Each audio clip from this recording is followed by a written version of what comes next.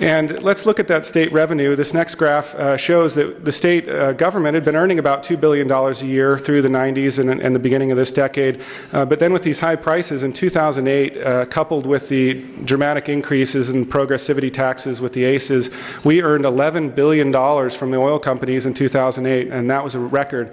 But we're more sensitive than ever to these volatile oil prices. And you can see just the decline from the low 90s to the high 60s brought us down $5 billion in revenue in 1 year alone.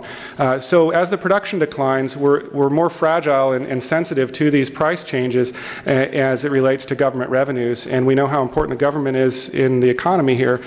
So we have to be concerned about that. So this graph basically overlays the last graph is the gray area, the oil revenues. And on top of that, I've put this blue area, the total appropriations of the state government. So you can see they continue to spend more and more as the money was available. But over this last year, there is a wider gap there. And some of that's been made up with the extra federal stimulus money that's been available, but that's short term.